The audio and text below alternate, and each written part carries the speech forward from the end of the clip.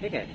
तो देखिए जैसे पहले लिखा हुआ है he has answered all the questions. आया ये कौन सा टेंस है?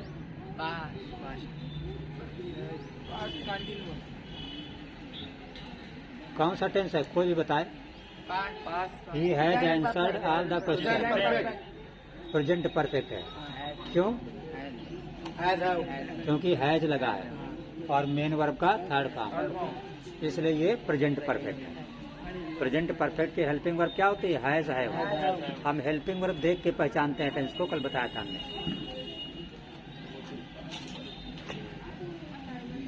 तो देखिए ऑब्जेक्ट क्या है इसमें? ये ऑब्जेक्ट है द क्वेश्चन।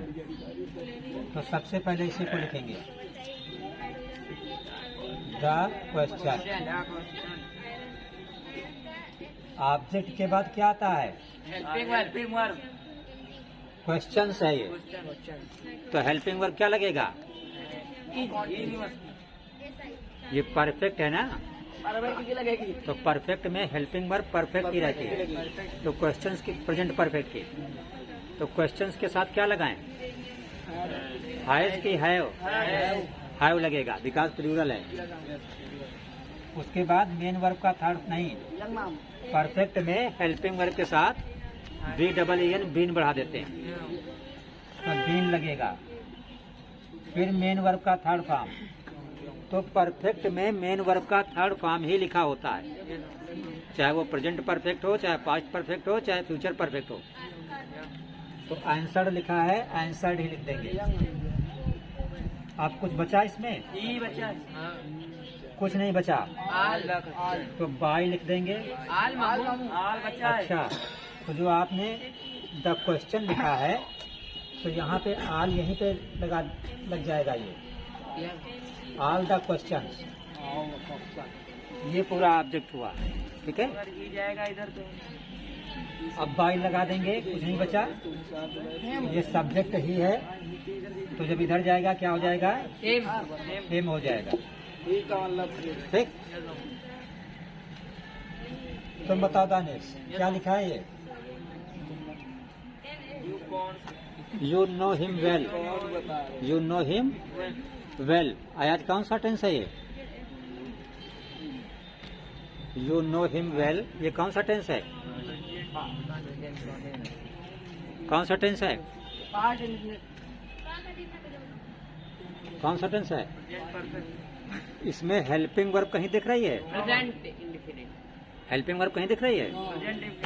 जब हेल्पिंग वर्ब नहीं दिखती है तब सिर्फ दो चांस होते हैं, या तो वो प्रेजेंट इंडेफिनिट का अफर्मेटिव है या वो पास्ट इंडेफिनिट का अफर्मेटिव है। अब अगर पास्ट इंडेफिनिट का अफर्मेटिव होगा तो मेन वर्ब का सेकंड फॉर्म लगा होगा। यहाँ मेन वर्ब का फर्स्ट फॉर्म है नो, नो का सेकंड फॉर्म होता है न्यू, तो फर्स्ट फॉर्म है, इसलिए प्रेजेंट इंडेफिनिट है। क्या है ये? हाँ, तो सबसे पहले ऑब्जेक्ट, ऑब्जेक्ट इसमें क्या है? ऑब्जेक्ट हिम है। मेन वर्ब ये है, मेन वर्ब के बाद जो होता है वो ऑब्जेक्ट होता है। तो हिम जब इधर आएगा तो क्या हो जाएगा? ही हो जाएगा। प्रेजेंट इंडेफिनिट है तो हेल्पिंग वर्ब किसकी लगेगी? प्रेजेंट कंटीन्यूअस की, तो ही के साथ क्या लगेगा? इज। फिर मेन वर्ब का थर्ड फॉर्म, तो मेन वर्ब क्या है? नो, और नो का थर्ड फॉर्म क्या होगा? नोन। नो का थर्ड फॉर्म नोन। अब कुछ बचा? ये बचा वेल, तो वेल लिख देंगे। अब कुछ नहीं बचा, अब बाय लगाएंगे। सब्जेक्ट क्या था? यू। यू जब इधर से इधर जाएगा तो यू ही रहेगा, ठीक है। देखिए तीसरा वाक्य लिखा है आई नो हिम वेल। कौन सा टेंस है ये? Present indefinite. तो सबसे पहले क्या लिखेंगे आप? सबसे पहले हिम इधर जाएगा तो ही हो जाएगा। प्रेजेंट इंडेफिनिट है तो हेल्पिंग वर्ब प्रेजेंट कंटीन्यूअस की इज लग जाएगा। मेन वर्ब का थर्ड फॉर्म, तो नो का थर्ड फॉर्म नोन। अब क्या बचा? वेल बचा, तो वेल लगाइए, ठीक। अब कुछ नहीं बचा तो बाय लिख देंगे। अब बाय के बाद सब्जेक्ट आई कर जाएगा तो नी हो जाएगा, ठीक है। ये बताइए क्या है? Why does he beat his brother? हाँ, इंट्रागेटिव तो है, किसका इंट्रोगेटिव है? प्रेजेंट का, प्रेजेंट इंडेफिनिट का, बिकॉज डज लगा हुआ है। ठीक, तो हम अपने नियम पर ही चलेंगे, बाद में उसको हम इंट्रागेटिव सेट कर लेंगे। तो ऑब्जेक्ट इसमें क्या है? His brother. तो सबसे पहले हम लिखेंगे हिज ब्रदर। इसका इजी रहेगा। ऑब्जेक्ट हो गया। ऑब्जेक्ट के बाद हेल्पिंग वर्ब, प्रेजेंट इंडेफिनिट है तो हेल्पिंग वर्ब प्रेजेंट कंटीन्यूअस की। तो हिज ब्रदर के साथ क्या लगेगा? इज। फिर मेन वर्ब का थर्ड फॉर्म, तो मेन वर्ब क्या है? बीट। तो बीट का थर्ड फॉर्म बीटेन। अब कुछ बचा? वो बात लगेगा। नहीं, डज व्हाई से मतलब नहीं है। डज तो हेल्पिंग वर्ब है, व्हाई क्वेश्चन वर्ड है। ठीक है, कुछ नहीं बचा। तो जब कुछ नहीं बचा तो बाई लिख देंगे, और बाई के बाद सब्जेक्ट। तो सब्जेक्ट क्या है? ही। ही जब इधर जाएगा हिम हो जाएगा। लेकिन हमें बनाना क्या है? ये देखिए इंट्रागेटिव है, तो पैसिव भी इंट्रागेटिव होना चाहिए। तो इंट्रागेटिव में सब्जेक्ट से पहले क्या होता है? अब ये सब्जेक्ट का काम कर रहा है, तो इसके पहले हेल्पिंग वर्ब आता है। तो हेल्पिंग वर्ब देखिए ये था यहाँ पे, यहाँ पे देखिए इज। तो इसको यहाँ से हटाएंगे और इसके पहले लगा देंगे। ठीक है, एक काम ये करेंगे। दूसरा क्वेश्चन वर्ड क्या था? व्हाई। तो इंट्रागेटिव में क्वेश्चन वर्ड सबसे पहले होता है, तो क्वेश्चन वर्ड व्हाई यहाँ पे कर देंगे और यहाँ से इज हटा देंगे। बस ये आपका कंप्लीट हो गया। Why is his brother beaten by him. 10 काट गया। क्या 10? डज ये बताता है कि वो प्रेजेंट इंडेफिनिट है, तभी तो हम प्रेजेंट कंटीन्यूअस की हेल्पिंग वर्ब लगाएंगे।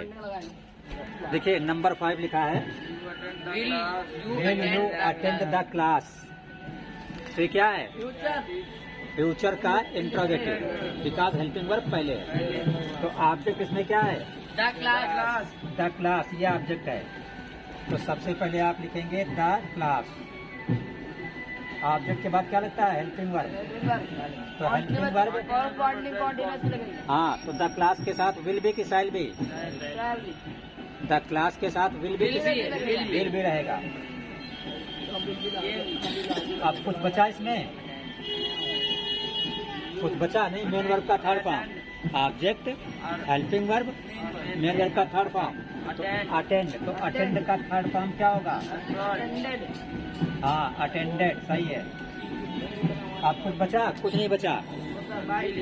तो बाय लिख के क्या लिख देंगे? यू लिख देंगे। लेकिन हमें प्रश्नवाचक रखना है, इंट्रागेटिव। तो ये विल जो है, हेल्पिंग वर्ब जो विल है, देखिए पूरी हेल्पिंग वर्ब विल है, लेकिन हम विल भी पूरा नहीं पकड़ेंगे, सिर्फ विल। क्यों? क्योंकि विल भी कितने शब्दों की है? 2 शब्दों की। एक है विल और दूसरा है बी। तो जब 2 शब्दों की हेल्पिंग वर्ब होती है तो एक शब्द प्रश्नवाचक, एक शब्द सब्जेक्ट के पहले और एक शब्द सब्जेक्ट के बाद, ये नियम होता है। तो इसलिए विल आ जाएगा पहले यहाँ पे और बी रह जाएगा यहीं पे बाद में, बी यहीं पे रह जाएगा। तो क्या हो गया? Will the class be attended by you. Question मांगने लगेगा। ये अटेंडेड है, हाँ प्रश्नवाचक है, तो क्वेश्चन मार्क तो लगाएंगे। ऊपर वाला भी सब लगेगा। हाँ, ये भी प्रश्नवाचक था, यहाँ भी क्वेश्चन मार्क लगेगा। अरे इसके ऊपर क्यों लगेगा? ये लिखा है 3 men are loading the card. आज ये कौन सा टेंस है? Present continuous. ठीक है, तो प्रेजेंट कंटीन्यूअस में हेल्पिंग वर्ब किसकी लगती है? कंटीन्यूअस की। ऑब्जेक्ट इसमें क्या है? The car. ये ऑब्जेक्ट है द कार्ड। तो सबसे पहले लिखेंगे द कार्ड, ऑब्जेक्ट के बाद हेल्पिंग वर्ब। तो हेल्पिंग वर्ब क्या लगेगा? इज लगेगा। फिर मेन वर्ब का थर्ड फॉर्म। मेन वर्ब क्या है इसमें? हाँ ये लोड, ये मेन वर्ब है। लोड हाँ तो थर्ड फॉर्म में आगे ईडी जुड़ जाएगा, लोडेड। अब कुछ बचा? मेन अरे ये मेन नहीं, 3 मेन। तो ये तो सब्जेक्ट है, ठीक है, केवल मेन नहीं, 3 मेन है। तो कुछ नहीं बचा, जब सब्जेक्ट बचता है खाली तो बाई लगाते हैं। तो हम यहाँ पे बाई लगा देंगे, बाई के बाद सब्जेक्ट 3 मेन है, तो यहाँ पे लिख देंगे 3 मेन। ठीक, अगला देखिएगा, लिखा है I am writing a letter. कौन सा टेंस है ये? Present continuous. तो सबसे पहले ऑब्जेक्ट ये आएगा, आ लेटर। हेल्पिंग वर्ब क्या लगेगा? हेल्पिंग वर्ब क्या लगेगा? हेल्पिंग वर्ब क्या लगेगा? इज। फिर मेन वर्ब का थर्ड फॉर्म, राइट का थर्ड फॉर्म रिटेन। फिर बाय, सब्जेक्ट क्या है? आई। आई उधर जाएगा तो क्या हो जाएगा? मी। देखिए ये 8वां वाक्य आपका है, he did not help me. बताओ माई, कौन सा टेंस है ये?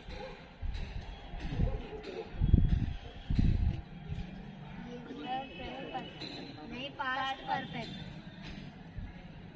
कौन सा टेंस है ये? पास्ट का? पूरी बात बताओ। पास्ट इंडेफिनिट है। क्यों पास्ट इंडेफिनिट है? डिड लगा है। तो पास्ट इंडेफिनिट है तो हेल्पिंग वर्ब किसकी लगेगी? पास्ट कंटिन्यूअस की। ठीक है, हमने बताया था इंडेफिनिट में जो हेल्पिंग वर्ब लगती है वो कंटिन्यूअस की लगती है। तो इसमें ऑब्जेक्ट क्या है? ऑब्जेक्ट क्या है इसमें? हेल्प मी, ये ऑब्जेक्ट है, ये सब्जेक्ट है, ये हेल्पिंग वर्ब है, ये नॉट है, और हेल्पिंग वर्ब के बाद क्या आता है? Main verb. और मेन वर्ब के बाद ऑब्जेक्ट आता है। तो ऑब्जेक्ट मी है, तो मी आएगा तो क्या हो जाएगा? आई। ऑब्जेक्ट के बाद क्या लगता है? Helping verb. अब पास्ट इंडेफिनिट है तो हेल्पिंग वर्ब पास्ट कंटिन्यूअस का वाज वर, तो आई के साथ क्या लगाएं? I was. मेन वर्ब का थर्ड फॉर्म, लेकिन निगेटिव है, नॉट लगा है ना, तो नॉट कहाँ आता है? हेल्पिंग वर्ब के बाद, तो यहाँ पे नॉट आ जाएगा। अब मेन वर्ब का third form, main verb help है, आगे क्या बढ़ा देंगे? ईडी। सब हो गया। अब बाई, बाई के बाद सब्जेक्ट, सब्जेक्ट ये ही है तो उधर क्या हो जाएगा? एम हो जाएगा। बात समझ आई?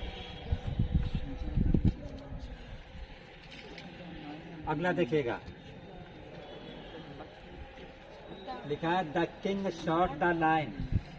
The king shot the line. बताया सु कौन सा ये? अयाज कौन सा ये? कौन सा ये? Past affirmative. प्रेजेंट पास्ट का अफर्मेटिव। क्या है? हैं? पास्ट इंडेफिनिट का अफर्मेटिव।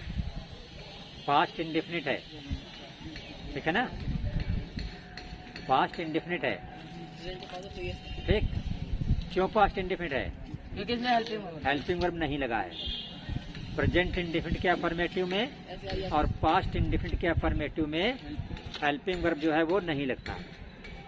तो जब भी हेल्पिंग वर्ब ना हो तो आप क्या समझेंगे कि या तो प्रेजेंट इंडेफिनिट है या पास्ट इंडेफिनिट है। अब ये कैसे डिसाइड हो कि प्रेजेंट इंडेफिनिट है कि पास्ट इंडेफिनिट है? तो उसके लिए देखा जाता है कि अगर मेन वर्ब का फर्स्ट फॉर्म है तो प्रेजेंट इंडेफिनिट है, और मेन वर्ब का सेकंड फॉर्म है तो पास्ट इंडेफिनिट है।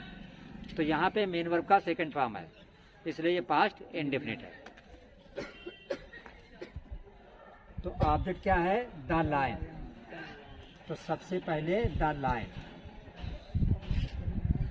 अब पास्ट इंडेफिनिट है तो हेल्पिंग वर्ब पास्ट कंटिन्यूअस की, तो लाइन के साथ क्या लगेगा? वाज। मेन वर्ब का थर्ड फॉर्म, शॉर्ट का थर्ड फॉर्म भी शॉर्ट होता है, और बाय, बाय के बाद द किंग सब्जेक्ट।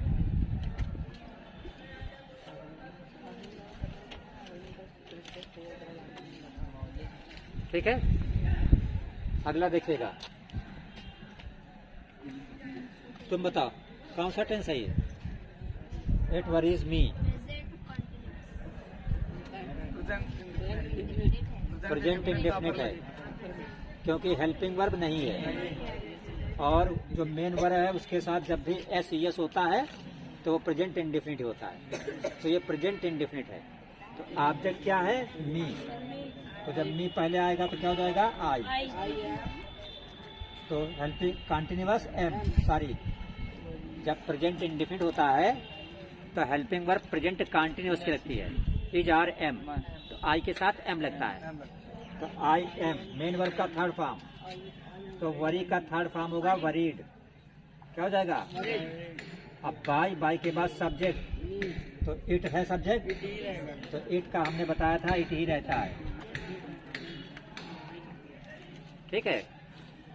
तो ये 10 वो एक्टिव पैसिव हैं जो आपके बोर्ड एग्जाम में कई बार पूछे गए हैं।